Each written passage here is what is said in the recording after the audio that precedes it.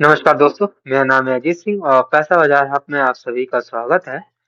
और आज हम बात करने वाले हैं डिक्सन टेक्नोलॉजी के बारे में। सबसे पहले स्टॉक परफॉर्मेंस देखेंगे, फिर क्वार्टर थ्री 2026 के फाइनेंशियल रिजल्ट आए हैं उसके ऊपर बात कर लेंगे।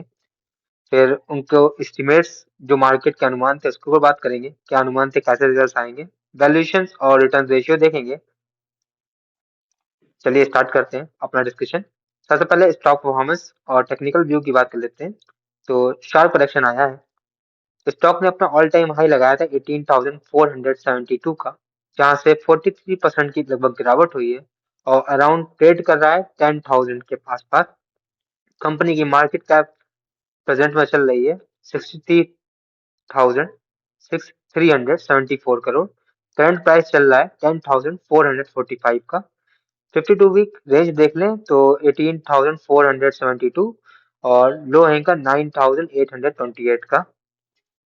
क्वार्टर थ्री 2026 के फाइनेंशियल स्नैपशॉट देखते हैं।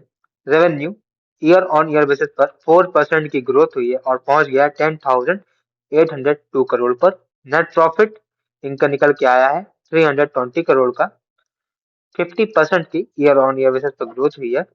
जबकि क्वार्टर ऑन क्वार्टर बेसिस पर देखें तो पिछले क्वार्टर में इनका प्रॉफिट था 745 करोड़ का और प्रेजेंट के क्वार्टर में, क्वार्टर थ्री में मतलब, निकल के आया प्रॉफिट इनका 320 करोड़ का। तो यहाँ पर क्वार्टर ऑन क्वार्टर बेसिस पर अच्छी खासी डिप है। वैल्यूएशन रेशियो की बात करें तो पी रेशियो 45 है, बुक वैल्यू 670 है, रिटर्न ऑन कैपिटल एम्प्लॉयड 40% है, रिटर्न ऑन इक्विटी 32.8% है, डिविडेंड यील्ड 0.08% है। रिजल्ट कैसे आए हैं और क्या मार्केट को उम्मीदें थी, इस पर बात कर लेते हैं।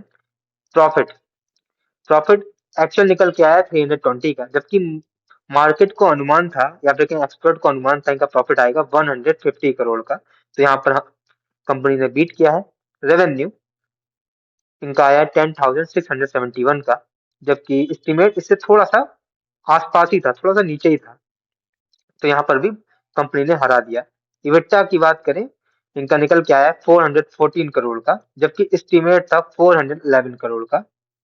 कंपनी के मार्जिन निकल के आए हैं 3.9%, जबकि एस्टिमेट था 3.8% का। तो हर मामले में कंपनी ने मार्केट एक्सपर्ट्स को हरा दिया। कुछ पॉजिटिव ट्रिगर्स हैं और बजट के रिफॉर्म, उनकी बात कर लेते हैं।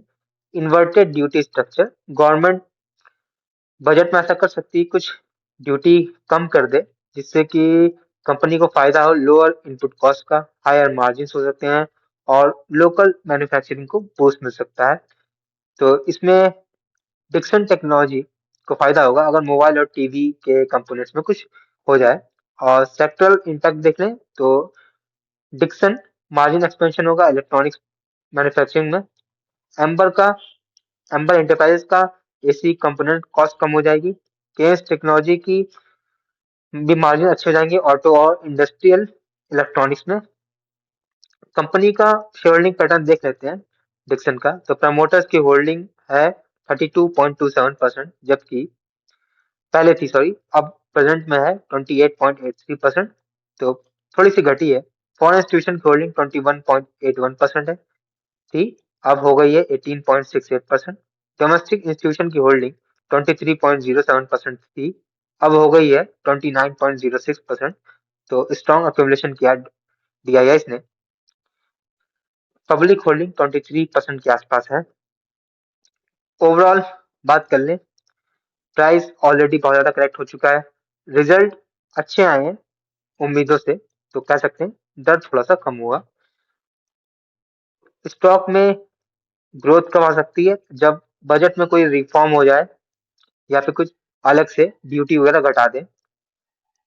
लेकिन स्ट्रॉन्ग सॉरी लॉन्ग टर्म में बात करें, स्ट्रॉन्ग इलेक्ट्रॉनिक मैन्युफैक्चरिंग की डिमांड अच्छी खासी है और अब तो यूरोपियन यूनियन की भी मार्केट खुल गई है। तो कंपनी को फायदा हो सकता है आने वाले भविष्य में। तो ये वीडियो सिर्फ और सिर्फ एजुकेशनल पर्पज के लिए है, कोई भी बाई सेल की रिकमेंडेशन नहीं है। कोई भी निवेश करने से पहले अपने वित्त सलाहकार से बात करें। अगर वीडियो पसंद आया तो लाइक करें, शेयर करें, सब्सक्राइब करें। अगर आप किसी स्टॉक सेक्टर या फिर म्यूचुअल फंड के बारे में जानना चाहते हैं तो उसका नाम हमें कमेंट सेक्शन में मेंशन कर सकते हैं, ताकि नेक्स्ट टाइम हमें जब भी मौका मिले तो हम उन टॉपिक्स पर बात कर सकें। धन्यवाद।